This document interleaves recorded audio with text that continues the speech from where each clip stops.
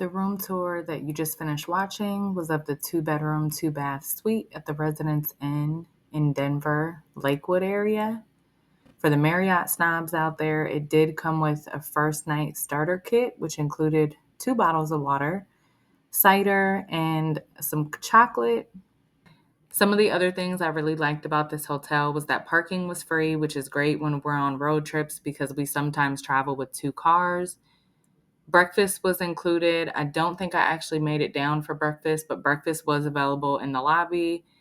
It's much easier to give kids a bath when you actually have a bathtub rather than just the standing shower. And the other good thing about it is that it was close to the highway, and it took us about 15 minutes to get downtown to the restaurant that we went to for dinner.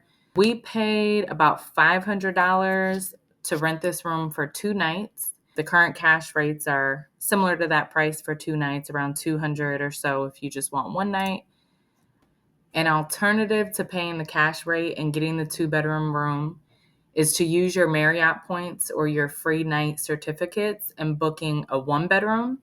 If you're a platinum member or titanium member, you have a high likelihood of being upgraded at the front desk.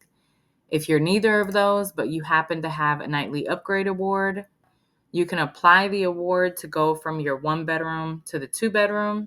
The nightly upgrade awards are given to members after they stay with Marriott either 50 nights or they achieve the credit card spend on the AMEX card that's associated with Bonvoy.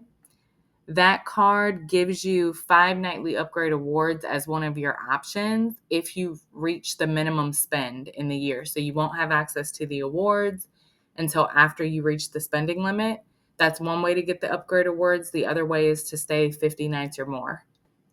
And if you want more room tours and travel tips, visit gatesonthego.com.